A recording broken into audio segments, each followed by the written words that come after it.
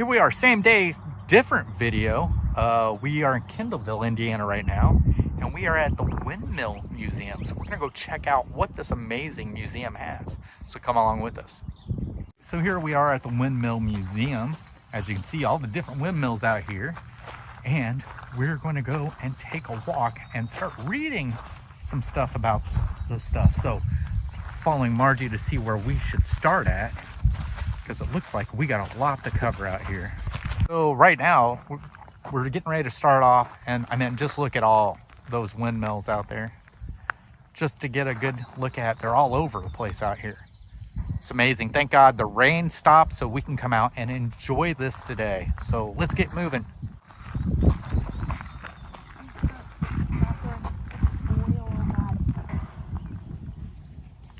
Butler Oilomatic.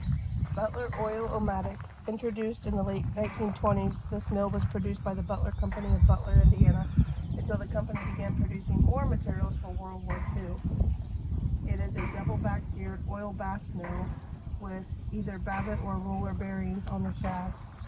Oil to the upper parts was carried by rivetless chain up to the distribution troughs that fed the oil to the upper bearings. This mill was made in 8, 10, 12, 14, and 16 foot sizes.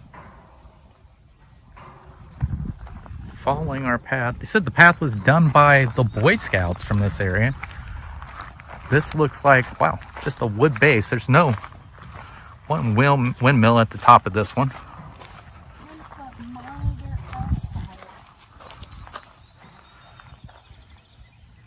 You gonna read it?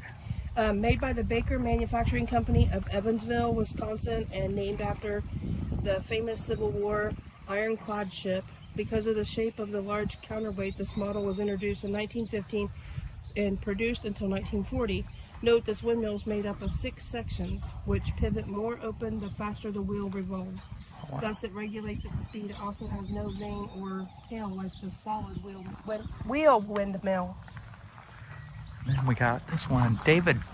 Does it say, what's that say, Bradley? David Bradley. This one was manufactured by Baker Manufacturing Company of Evansville, Wisconsin. This W series windmill was marketed by Sears Roebuck, as well as the Baker Company. It's a single back geared self-oiling mill. It was made in 61/2, 8, 10, and 12 foot sizes. Note, the wheel is tilted slightly back because of the claim. The wind blows at a slight angle to the Earth's surface. Other major differences in this windmill must be cranked into gear. Oh, okay, so that's what the hand crank's for. Flint and Wally, 8-foot model, 26.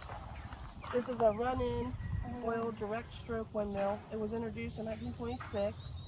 Most run-in oil windmills were back geared, but a competitor was having market success with a direct stroke run-in oil unit. This prompted F&W to introduce this model. The metal wheel and tail are exactly like the earlier Model 24 as the plunger oil pumping system for lubricating the upper crosshead. Wow. It was also made with a wooden wheel and tail. Also has a crank as well. Moving right along. Huge. Yeah, that is huge. Look at that. Holy cannoli. It's a big one. Samson, Dover Manufacturing and Engine. Yeah. Haley, want to read this one? Why? Well, just read it. Don't. Okay. Oh, it's a dedication? Oh, it's a dedication one? You can go ahead and read it. This restored Samson windmill is dedicated to the Honorable Sandra Day O'Connor, Associate Supreme Court Justice of the Supreme Court of the United States, on this day in honor of her devoted service to her county and to her brother H. Allen Day for their acquaintance and appreciation of the American windmill, which contributed so much to the development of the heartland and the Great Plains. They grew up on the Lazy Bee Ranch in the semi-arid land on the border of Arizona and New Mexico, where life-sustaining water was drawn to the surface from deep in the earth by such a windmill as this. The 160,000-acre ranch, with its 35 wells and Samson windmills, could pump enough water to sustain 2,000 head of cattle along with the necessary horses and people. This windmill was obtained from the Terrell County, Texas, where it was operating over a well 640 feet deep. The wooden tower is, as close as possible, a replica of the towers on the Lazy Bee Ranch. That is massive. Like, it's huge. It's amazing, but look how slow it moves, and then look how fast these ones. Yeah. Well, moving up next, we got a bench here. Stiegel Scouts. See, it doesn't say anything about this one. Does it say what it is on the tail of this one? I can't see it because of the angle in the sun. The sun's about... It is Wayne... Fort Wayne. Fort Wayne Windmill Company. Yeah. No real description on this one, but it's number 54. Maybe it's supposed to be from a different area. So here's number 6, and this is another flint walling, but it says Star Mill on the back. Then 81/2 feet metal 15. Is that what that? Oh, 8.5. I got you now. Wow, I thought it was 81 slash. Ding.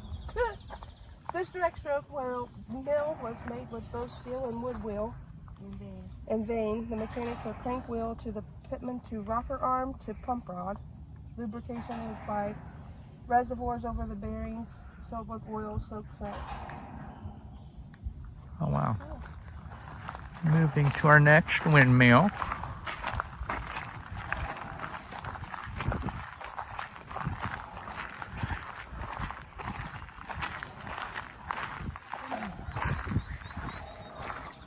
The dips are 8 foot.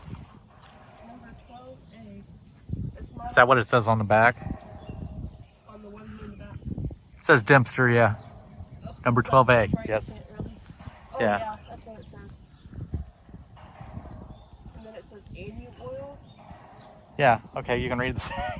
This model 12A replaced a 1922 version of the Model 12 when it was introduced in 1931. It is still made by Dempster Industries in Beatrice, Nebraska. Oh wow. This is a double back geared oil bath mill.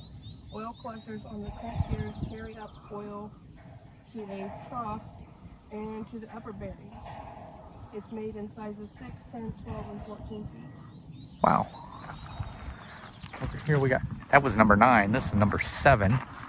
I think we're not walking in the correct order, but Well, there was really no, Oh. it didn't say where to start. no. This is model, maybe it's just the model because this is it says it's model number 9. You can't read the tail very well on it, but of course it says right there. Haley can read it. This direct stroke mill was introduced in 1909 and produced into 1912. It is very similar in operation to the original Star. The main bearings are rabbet and the main shaft is connected to a crank wheel. A pitman connects the crank wheel to a slide on which is fastened the pump rod. All major bearings are lubricated by reservoirs filled with oil-soaked felt. Thus, the mill requires frequent oiling. Oh, wow. So far we've gone through and seen some pretty neat windmills, and we're going to continue to move on. I mean, this whole entire area is just nothing but windmills out here. Just real quick, the place, they do have somewhat of a tour that costs money, but it was an audio tour, and I don't know how well that would work on a video, so we actually made a donation just to walk outside here for this. This is an Eclipse type WG windmill. This self-oiling mill was produced by Fairbanks Morris and Company from 1926 till about 1935. The unique feature of this mill is it is a worm gear drive and was probably the only commercially produced mill of its type. Its other outstanding feature is the windmill is tilted upward in the same way as the European smock Dutch windmill. It was made in sizes 8, 10, 12, 14, and 16 foot bend wheels. Oh wow. So we got, there's a windmill above this building that says, I don't know, it says power mill, but there's a windmill above it. But we have the Eclipse.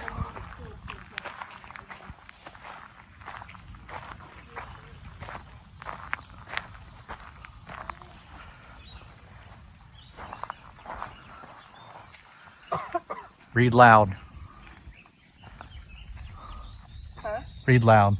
The Eclipse, invented by Reverend Leonard H. Wheeler in 1867, manufacturing begun on this mill by the firm of L.H. Wheeler and Son in 1867 in, I think you say, Beloit, Wisconsin. In 1873, the company became the Eclipse Windmill Company. In 1890, the Fairbanks Morse and Company assumed control of the company. The Eclipse is the classic example of the solid wheel wooden windmill and was the most common mill in the Great Plains. Before the coming of the steel mill, regulation is accomplished by wind pressure on the side vane, forcing the mill to turn out of the wind. Okay. A linkage to the counterweight system controlled a counter force for regulation. You don't have to read every windmill, though. No. The Aeromoto of Chicago. Yeah.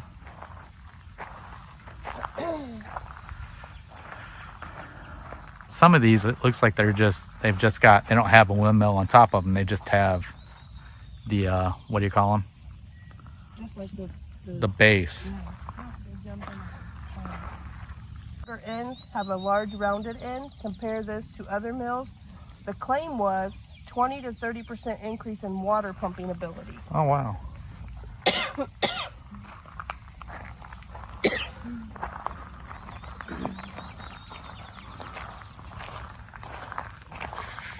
Fairbury Windmill. This was built by The Fairbury Iron Works.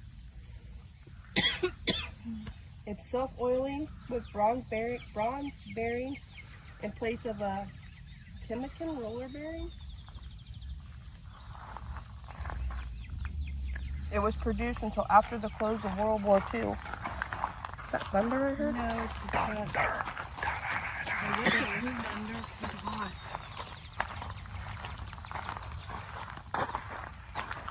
Elgin Wonder model. 8 foot.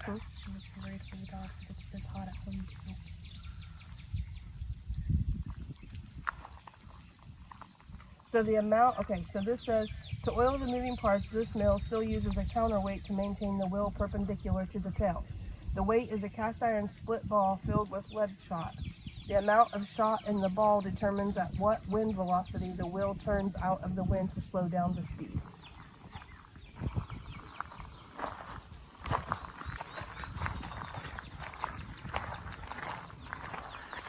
That one's all wood.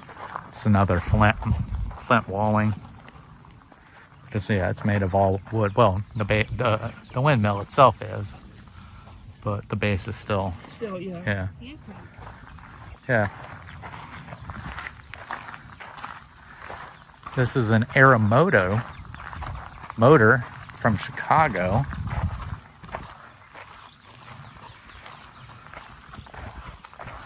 This mill was produced by the Aeromoto Company of Chicago, Illinois from 1899 to 1903.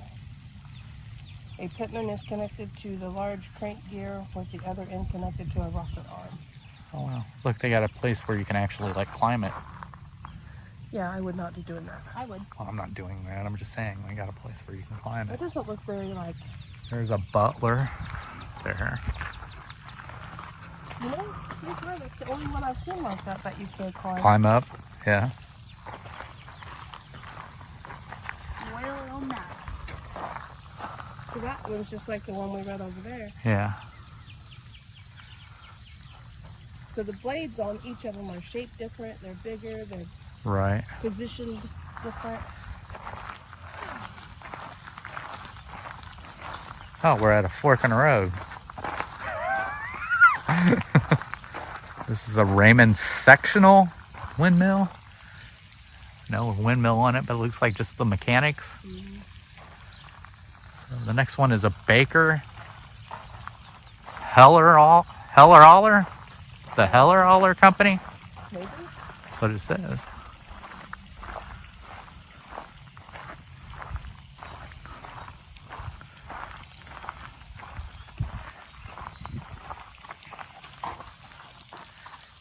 Yep, the Heller-Aller Company of Napoleon, Ohio.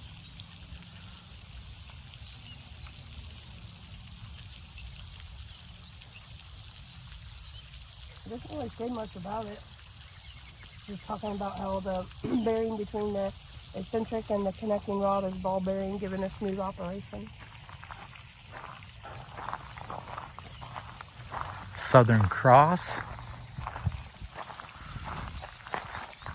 This model is windmill with an 8-foot wheel is made by the Southern Cross Corporation of Toowoomba, Australia. Yeah, and there's a ladder on that one too. They also have a plant in South Africa, which is where this mill was produced. The first mills made by this company were produced in the 1880s. The first one, called Southern Cross, was produced in 1903. The governing is unique in that there is no spring to maintain the right angle relationship of tail to wheel. Rather, as offset main shaft causes the mill to want to turn out of the wind, the decreases in the 90-degree relationship causes the tail to tilt upward, causing more leverage to want to return to normal right angle position. Huh.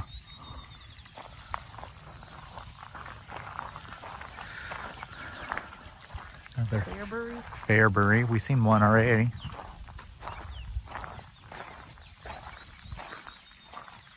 Oh, that one has a model number 7. Do you didn't pull the I wonder how you get up there though. What? The ladder on the side. See how far up it goes? Well, yeah, you'd have to. You pull yourself up there. Is that how you would do it? Yeah. Or does it pull down? I don't know. What about How did you get up on that one? Maybe they just took the other part of it off so nobody would try to climb. Yeah, in? maybe. I don't know. It's a twin wheel. I don't know why it's called a twin wheel unless that's Let's just. read. This open back geared mill was first introduced in 1908 as the first scale windmill produced by the Fairbury Windmill Company. The bearings for the main shaft and the gear crankshaft are oil stroke maple. The crankshaft is dropped forward and the Pitman connects the crank throw to the rocker or walking gear. The pump rod is also connected to the rocker. This mill was made under contract by the Fairbury Company for the Twin Wheel Windmill Company. That doesn't really say why it's called that. So there's the one over there, the Flint Walling. That's Kendallville, right? Where we're at. This one's like pretty big too. Yeah, but not as big as the one way over there. That one was huge. This is like, I mean, I don't know. It's pretty, like in diameter. Yeah. Baker Run in oil. Oh, this one just closed. It ran from 1923 and closed in 1992. Oh, wow. Moving on.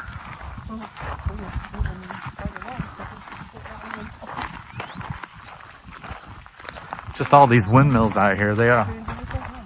So we've done a Baker already. Let's.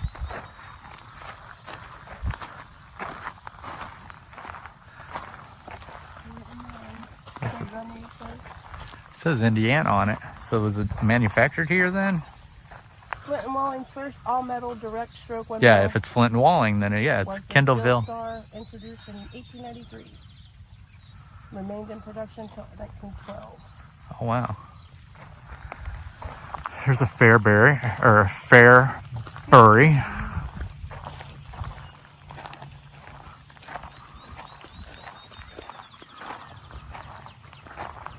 This is a heavy-duty version using the gearbox of a 10-foot mill, but with an 8-foot wheel and larger gears, and the crosshead in place of the traditional steel channels and maple guides of the popular Fairbury model. Oh wow.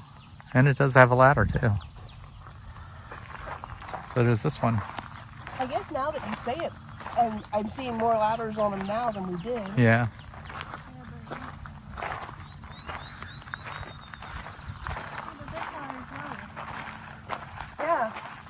I don't know.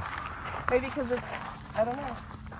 I'll let you read that one here. This is the Ozark. This looks like an older one, doesn't it? Mm-hmm. This 8 1/2 foot mill was developed and patented by J.W. Bates in 1908.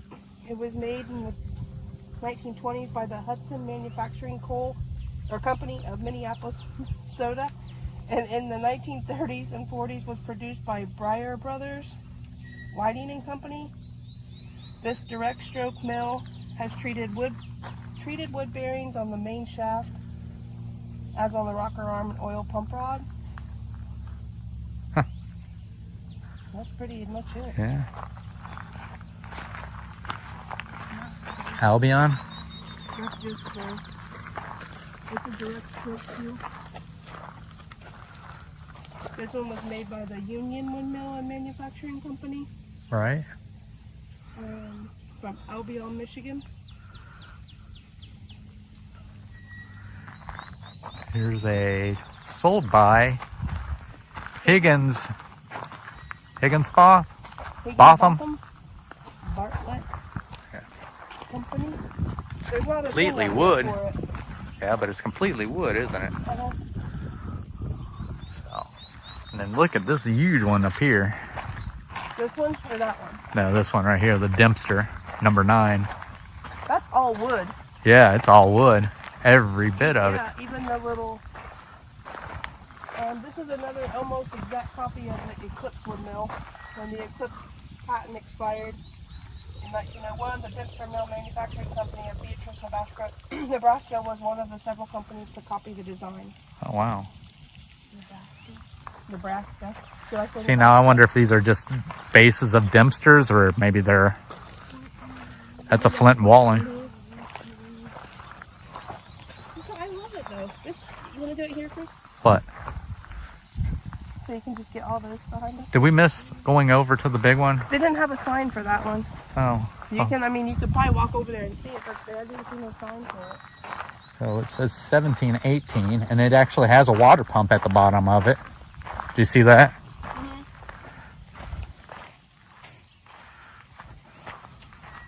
But you can't pump the water, right? No, I'm not going to do that. No.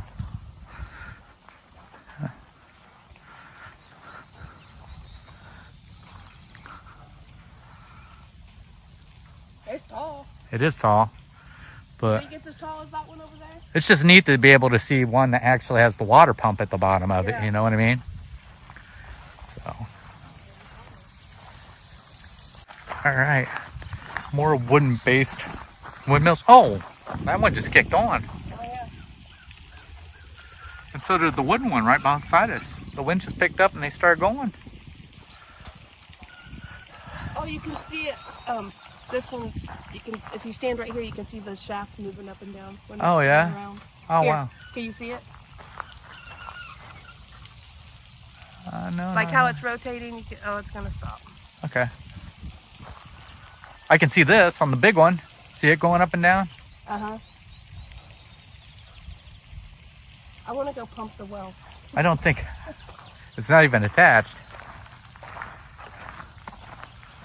Appleton. Good? Huh? Oh yeah, the whole ladder. I guess you can climb it, Haley. Go for it. Invented by James M. I want to say Goodman? Good-do? Well, here it's spelt with 2 D's and here it's spelt with 1. Huh.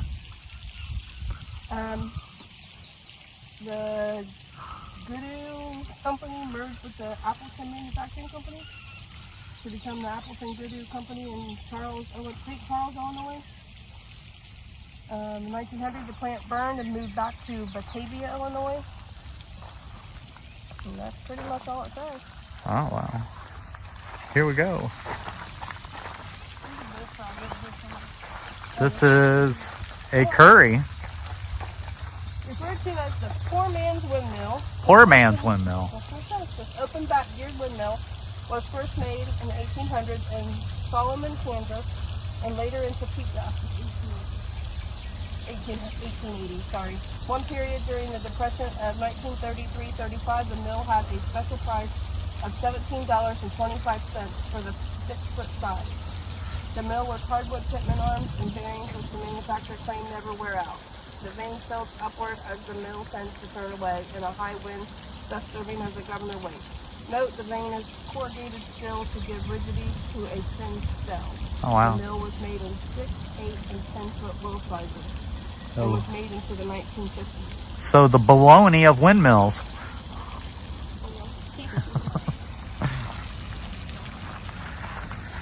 And then we got this. What? This is the weirdest looking thing we've seen so far, isn't it? Really weird looking. That is bizarre. Margie's gonna read from over there, but I'm gonna look from over here. Okay. It's Loud. Eglin Hummer Model L, built by the Eglin Wind Power and Pump Company of Eglin, Illinois. The model is a sectional wheel mill. Was introduced about 1914 as a completely redesigned version of the 1900 Hummer.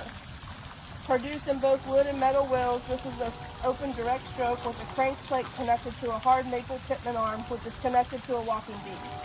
Both the wood and metal versions were made into 10 and 12-foot models. The counterweight ball with the rooster was typical of veinless mills where there is a rooster. and other animals were exhibited. Right up there.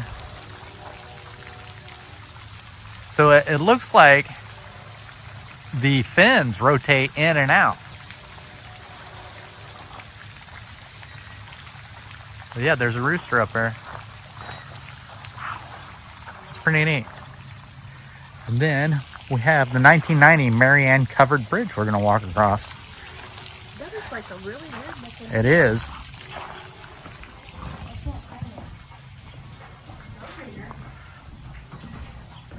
It's the Marianne Bridge. The bridge was built by John A. Miller. Oh, look at this little air wind modular. They didn't use this one for water. The 300-watt wind turbine generator is designed for remote cabins, RVs, battery charging, sailboats, etc. The startup wind speed is 7 miles per hour. A wind speed of 20 mile per hour gives 100 watts of output, and a 28 mile per hour wind gives 300 watts of output. The current is 12 volts DC. The rotor is 45 inches in diameter. It's made of carbon reinforced thermoplastic and a 30 mile per hour wind. The tip of the blades reach a speed of 300 miles per hour. Oh wow. So I'm gonna say the one we had above our school that ran just a computer was bigger than this one.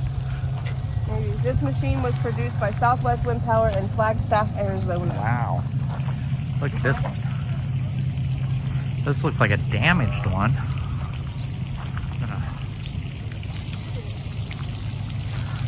Gonna come around here and look. We got a nice little area right here. I don't know what Margie and them are doing. Maybe looking for frogs. I don't know. There's lily pads and everything.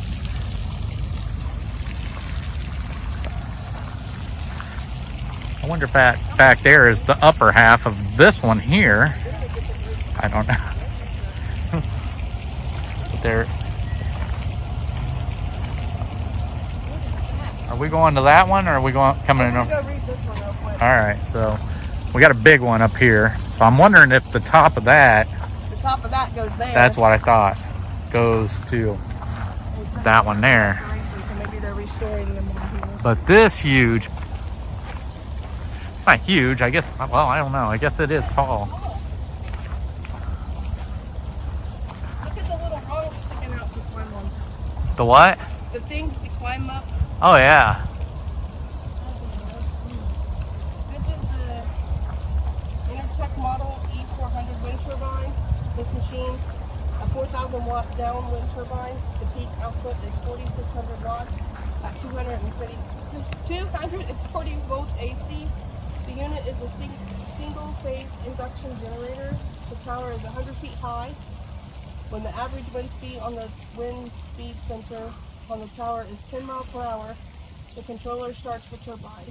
If the wind speed drops below 8, the controller stops the turbine. Oh wow. In very high winds, approximately 45 miles per hour, the controller also stops the turbine. Wow. And if the wind's 20 miles per hour, it generates about 280 watts. Oh. Why would it stop it at 45 though? I don't know.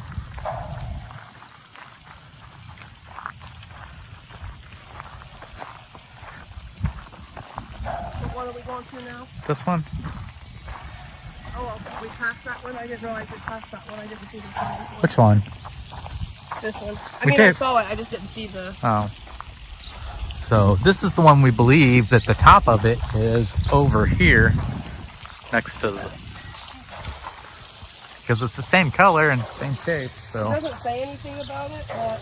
Challenge okay? Huh? It says challenge okay at the top. Yeah. It was introduced in 1885. It was the first solid windmill made by the Challenge Windmill and Feed Mill. Wow. It's supported on a hollow wrought iron mast extending below the platform. Oh, wow. The entire mast rotates on this bed plate. The side vane pushes the mill out of the increasing wind. Pretty much it.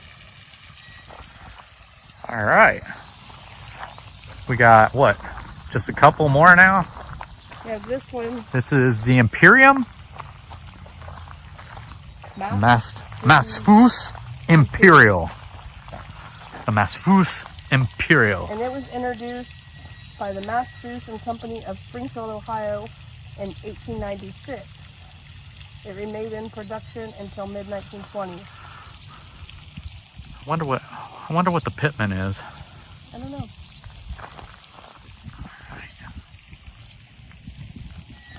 Wow, that looks amazing.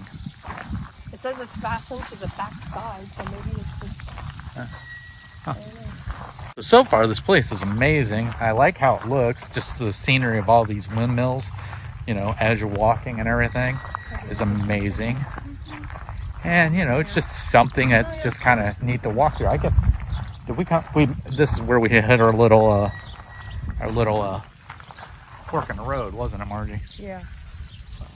I think we just need to make our way over that way. All right, so that was the Mid-America Windmill Museum.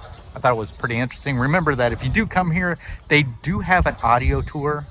I think they have a guided tour as well, don't they? I don't know if they said if there was no, I think it was this one, if there was no one to give you a guided tour. Okay. So we just gave some money and donated, and we were able to come out here and walk around the windmills, which are making a lot of noise right now. So, but that's going to do it. Thank you guys for joining us, and I hope we catch you all on our next adventure. We'll see you later. Bye. Bye.